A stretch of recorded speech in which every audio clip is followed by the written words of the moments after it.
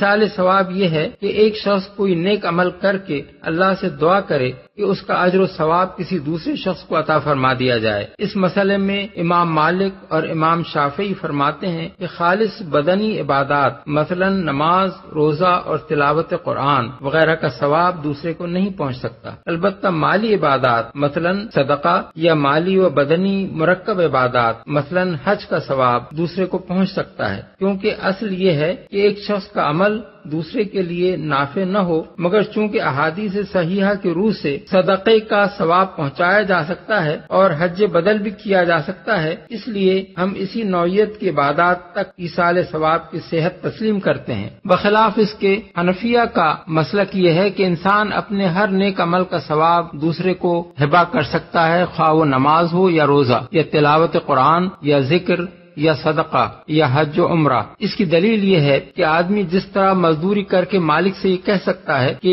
اس کی اجرت میرے بجائے فلاں شخص کو دے دی جائے، اسی طرح وہ کوئی نیک عمل کر کے اللہ تعالیٰ سے یہ دعا بھی کر سکتا ہے کہ اس کا اجر میری طرف سے فلاں شخص کو عطا کر دیا جائے۔ اس میں بعض اقسام کی نیکیوں کو مستثنی کرنے اور بعض دوسری اقسام کی نیکیوں تک اسے محدود رکھنے کی کوئی معقول وجہ نہیں ہے۔ یہی بات بکثرت احادیث سے بھی ثابت ہے۔ بخاری، مسلم، مسند احمد، ابن ماجہ، طبرانی فی الاوسط، مستدرک اور ابن ابی شیبہ میں حضرت عائشہ، حضرت ابو ہریرہ، حضرت جابر بن عبداللہ، حضرت ابو رافع،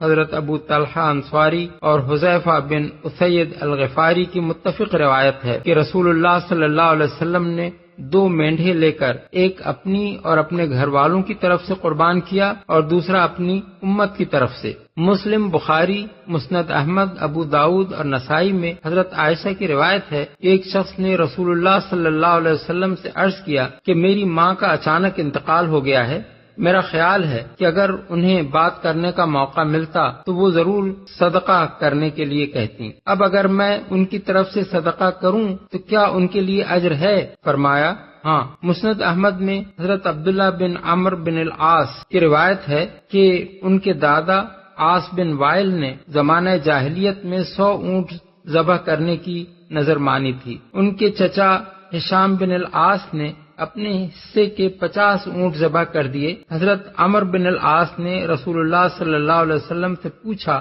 کہ میں کیا کروں؟ حضور نے فرمایا اگر تمہارے باپ نے توحید کا اقرار کر لیا تھا تو تم ان کی طرف سے روزہ رکھو یا صدقہ کرو، وہ ان کے لیے نافع ہوگا۔ مسند احمد، ابو داؤد، نسائی اور ابن ماجہ میں حضرت حسن بصری کی روایت ہے کہ حضرت سعد بن عبادہ نے رسول اللہ صلی اللہ علیہ وسلم سے پوچھا کہ میری والدہ کا انتقال ہو گیا ہے، کیا میں ان کی طرف سے صدقہ کروں؟ آپ نے فرمایا ہاں۔ اسی مضمون کی متعدد دوسری روایات بھی حضرت عائشہ، حضرت ابو ہریرہ اور حضرت ابن عباس سے بخاری، مسلم، مسند احمد، نسائی، ترمذی، ابو داؤد اور ابن ماجہ وغیرہ میں موجود ہیں، جن میں رسول اللہ صلی اللہ علیہ وسلم نے میت کی طرف سے صدقہ کرنے کی اجازت دی ہے اور اسے میت کے لیے نافع بتایا ہے۔ دارقطنی میں ہے کہ ایک شخص نے حضور سے عرض کیا میں اپنے والدین کی خدمت ان کی زندگی میں تو کرتا ہوں، ان کے مرنے کے بعد کیسے کروں؟ فرمایا یہ بھی ان کی خدمت ہی ہے کہ ان کے مرنے کے بعد تو اپنی نماز کے ساتھ ان کے لیے بھی نماز پڑھے اور اپنے روزوں کے ساتھ ان کے لیے بھی روزے رکھے۔ ایک دوسری روایت دارقطنی میں حضرت علی سے مروی ہے جس میں وہ بیان کرتے ہیں کہ حضور نے فرمایا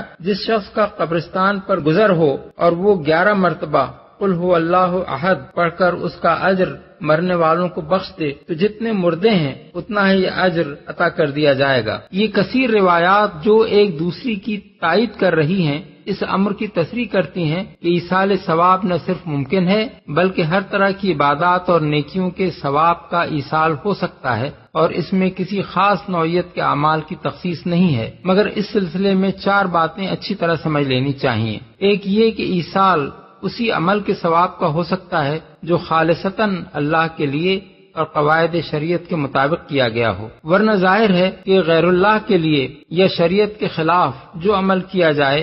اس پر خود عمل کرنے والے ہی کو کسی قسم کا ثواب نہیں مل سکتا کجا کہ وہ کسی دوسرے کی طرف منتقل ہو سکے۔ دوسری بات یہ ہے کہ جو لوگ اللہ تعالیٰ کے ہاں صالحین کی حیثیت سے مہمان ہیں ان کو تو ثواب کا ہدیہ یقیناً پہنچے گا، مگر جو وہاں مجرم کی حیثیت سے حوالات میں بند ہیں انہیں کوئی ثواب پہنچنا متوقع نہیں ہے۔ اللہ کے مہمانوں کو ہدیہ تو پہنچ سکتا ہے مگر امید نہیں کہ اللہ کے مجرم کو تحفہ پہنچ سکے۔ اس کے لیے اگر کوئی شخص کسی غلط فہمی کی بنا پر ایصال ثواب کرے گا تو اس کا ثواب ضائع نہ ہوگا بلکہ مجرم کو پہنچنے کے بجائے اصل عامل ہی کی طرف پلٹ آئے گا۔ جیسے منی آرڈر اگر مرسل علیہ کو نہ پہنچے تو مرسل کو واپس مل جاتا ہے۔ تیسری بات یہ ہے کہ ایصال ثواب تو ممکن ہے مگر ایصال عذاب ممکن نہیں ہے، یعنی یہ تو ہو سکتا ہے کہ آدمی نیکی کر کے کسی دوسرے کے لیے اجر بخش دے اور وہ اس کو پہنچ جائے، مگر یہ نہیں ہو سکتا کہ آدمی گناہ کر کے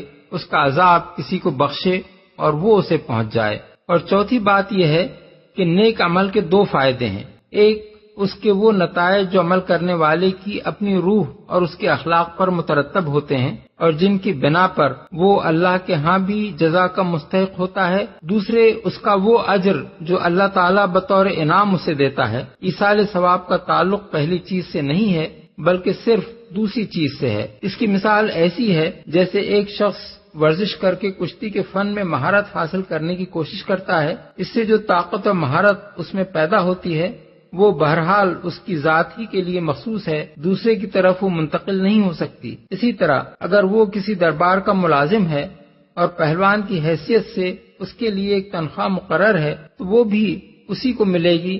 کسی اور کو نہ دے دی جائے گی۔ البتہ جو انعامات اس کی کارکردگی پر خوش ہو کر اس کا سرپرست اسے دے، اس کے حق میں وہ درخواست کر سکتا ہے کہ وہ اس کے استاد یا ماں باپ یا دوسرے محسنوں کو اس کی طرف سے دے دیے جائیں۔ ایسا ہی معاملہ اعمال حسنہ کا ہے کہ ان کے روحانی فوائد قابل انتقال نہیں ہیں اور ان کی جزا بھی کسی کو منتقل نہیں ہو سکتی، مگر ان کے اجر و ثواب کے متعلق وہ اللہ تعالیٰ سے دعا کر سکتا ہے کہ وہ اس کے کسی عزیز قریب یا اس کے کسی محسن کو عطا کر دیا جائے۔ اسی لیے اس کو ایصال جزا نہیں بلکہ ایصال ثواب کہا جاتا ہے۔ 2، ایک شخص کی سعی کے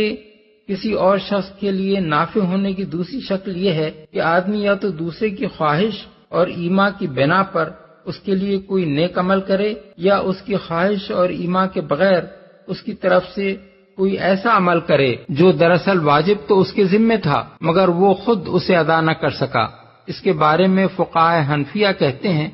کہ عبادات کی 3 قسمیں ہیں، ایک خالص بدنی جیسے نماز، دوسری خالص مالی جیسے زکوٰۃ اور تیسری مالی و بدنی مرکب جیسے حج۔ ان میں سے پہلی قسم میں نیابت نہیں چل سکتی، مثلا ایک شخص کی طرف سے دوسرا شخص نیابتاً نماز نہیں پڑھ سکتا۔ دوسری قسم میں نیابت ہو سکتی ہے، مثلا بیوی کے زیورات کی زکوٰۃ شوہر دے سکتا ہے۔ تیسری قسم میں نیابت صرف اس حالت میں ہو سکتی ہے جبکہ اصل شخص جس کی طرف سے کوئی فعل کیا جا رہا ہے اپنا فریضہ خود ادا کرنے سے عارضی طور پر نہیں بلکہ مستقل طور پر عاجز ہو۔ مثلا حج بدل ایسے شخص کی طرف سے ہو سکتا ہے جو خود حج کے لیے جانے پر قادر نہ ہو اور نہ یہ امید ہو کہ وہ کبھی اس کے قابل ہو سکے گا۔ مالکیہ اور شافعیہ بھی اس کے قائل ہیں، البتہ امام مالک حج بدل کے لیے یہ شرط لگاتے ہیں کہ اگر باپ نے وصیت کی ہو کہ اس کا بیٹا اس کے بعد اس کی طرف سے حج کرے تو وہ حج بدل کر سکتا ہے ورنہ نہیں،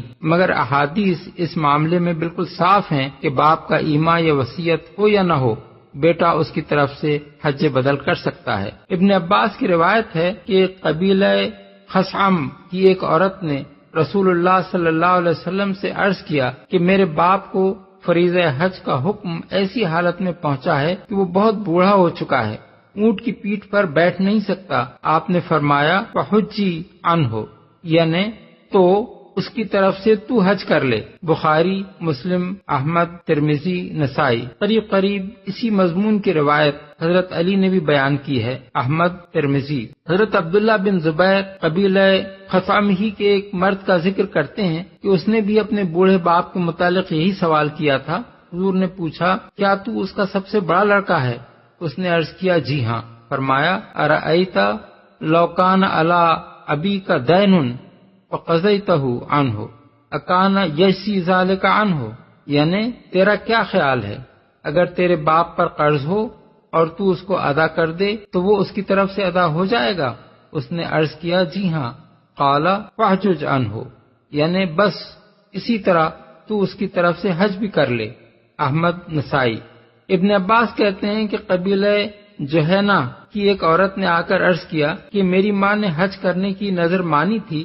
مگر وہ اس سے پہلے ہی مر گئی، اب کیا میں اس کی طرف سے حج کر سکتی ہوں؟ رسول اللہ صلی اللہ علیہ وسلم نے جواب دیا، تیری ماں پر اگر قرض ہوتا تو کیا تو اس کو ادا نہ کر سکتی تھی؟ اسی طرح تم لوگ اللہ کا حق بھی ادا کرو، اور اللہ اس کا زیادہ مستحق ہے کہ اس کے ساتھ کیے ہوئے عہد پورے کیے جائیں۔ بخاری، نسائی۔ بخاری اور مسند احمد میں ایک دوسری روایت یہ ہے کہ ایک مرد نے آ کر اپنی بہن کے بارے میں وہی سوال کیا جو اوپر مذکور ہوا ہے، اور حضور نے اس کو بھی یہی جواب دیا۔ ان روایات سے مالی و بدنی مرکب عبادات میں نیابت کا واضح ثبوت ملتا ہے۔ رہی خالص بدنی عبادات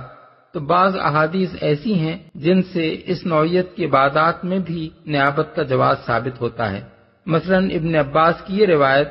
کہ قبیلہ جہینہ کی ایک عورت نے حضور سے پوچھا، میری ماں نے روزے کی نظر مانی تھی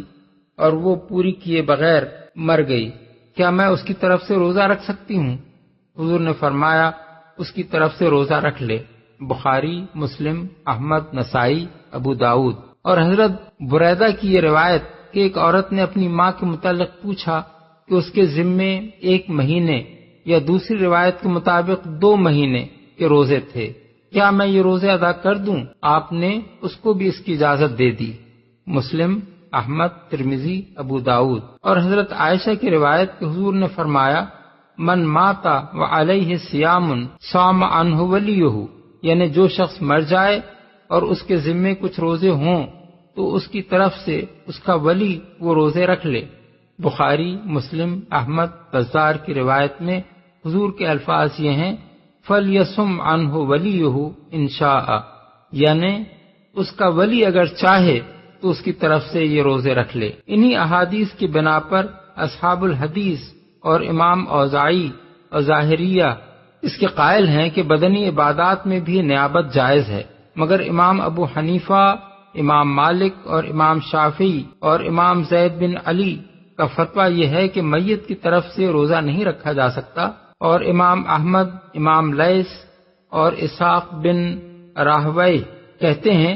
کہ صرف اس صورت میں ایسا کیا جا سکتا ہے جبکہ مرنے والے نے اس کی نظر مانی ہو اور وہ اسے پورا نہ کر سکا ہو۔ مانعین کا استدلال یہ ہے کہ جن احادیث سے اس کے جواز کا ثبوت ملتا ہے ان کے راویوں نے خود اس کے خلاف فتویٰ دیا ہے۔ ابن عباس کا فتویٰ نسائی نے ان الفاظ میں نقل کیا ہے، لا يصلی احد عن احد ولا یصم احد عن احد، یعنی کوئی شخص کسی کی طرف سے نماز نہ پڑھے، یعنی کوئی شخص کسی کی طرف سے نہ نماز پڑھے اور نہ روزہ رکھے۔ اور حضرت عائشہ کا فتویٰ عبد الرزاق کی روایت کے مطابق یہ ہے کہ لا تصوموا عن موتاکم واطعموا عنہم، یعنی اپنے مردوں کی طرف سے روزہ نہ رکھو بلکہ کھانا کھلاؤ۔ حضرت عبداللہ بن عمر سے بھی عبد الرزاق نے یہی بات نقل کی ہے کہ میت کی طرف سے روزہ نہ رکھا جائے۔ اس سے معلوم ہوتا ہے کہ ابتداءً بدنی عبادات میں نیابت کی اجازت تھی، مگر آخری حکم یہی قرار پایا کہ ایسا کرنا جائز نہیں ہے، ورنہ کس طرح ممکن تھا کہ جنہوں نے رسول اللہ صلی اللہ علیہ وسلم سے یہ احادیث نقل کی ہیں وہ خود ان کے خلاف فتویٰ دیتے۔ اس سلسلے میں یہ بات اچھی طرح سمجھ لینی چاہیے کہ نیابتاً کسی فریضے کی ادائیگی صرف انہی لوگوں کے حق میں مفید ہو سکتی ہے جو خود ادائے فرض کے خواہش مند ہوں اور معذوری کی وجہ سے قاصر رہ گئے ہوں، لیکن اگر کوئی شخص استطاعت کے باوجود قصداً حج سے مجتنب رہا اور اس کے دل میں اس فرض کا احساس تک نہ تھا، اس کے لیے خواہ کتنے ہی حج بدل کیے جائیں وہ اس کے حق میں مفید نہیں ہو سکتے۔ یہ ایسا ہی ہے جیسے ایک شخص نے کسی کا قرض جان بوجھ کر مار کھایا اور مرتے دم تک اس کا کوئی ارادہ قرض ادا کرنے کا نہ تھا، اس کی طرف سے خواہ بعد میں پائی پائی ادا کر دی جائے، اللہ تعالیٰ کی نگاہ میں وہ قرض مارنے والا ہی شمار ہوگا۔ دوسرے کے ادا کرنے سے سبکدوش صرف وہی شخص ہو سکتا ہے جو اپنی زندگی میں ادائے قرض کا خواہش مند ہو اور کسی مجبوری کی وجہ سے ادا نہ کر سکا ہو۔